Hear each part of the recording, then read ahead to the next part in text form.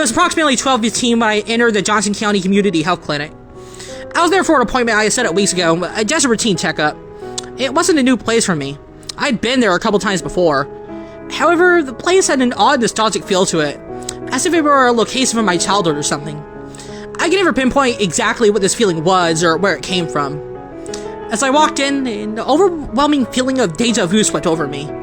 The hum of the flickering fluorescent lights, the white tile flooring, the muted beige paint that colored the walls.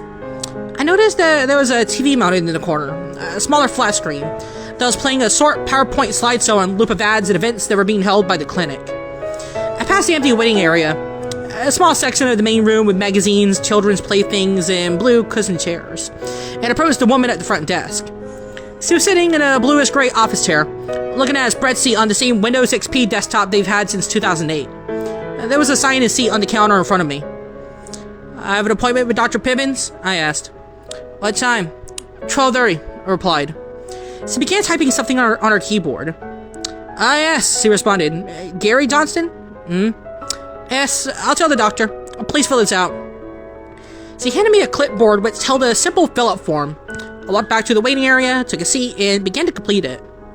I was about halfway done with writing down my information when I slumped back in my chair. I hadn't gotten much sleep the night prior and I was exhausted. As I slumped back, I noticed something very peculiar. My head never hit the wall. In fact, it felt like it went in. I got up quite frightened and looked at the wall. Nothing. Not a single hole or dent had been made in the wall by my head. So I began to touch the wall, and my fingers went through it. Recording the sock. What the hell is that? I thought. As I reached to touch the wall again, only to find that my fingers clipped through once more. Then suddenly, I lost my balance, tripped, and fell directly through it. I landed face first on some dirty tan carpeting.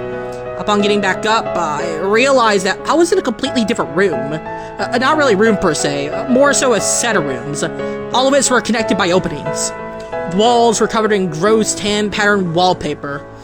There's also an overwhelming stench of moist carpet. I turned back around and tried to put my hand back through the wall and it wouldn't go through. "Okay, what the fuck?" I muttered. I looked back into the room. There were no windows, no doors, and nothing on the walls, other than that disgusting wallpaper. Of course, it was completely empty, aside from a singular plastic blue school chair. At this point, the only thing going through my mind was fear, and the repeating thought of "I need to leave" on loop in my head. I started running through the rooms, desperately trying to find an exit, but to no avail. There was no exit. Was this my permanent location until I died?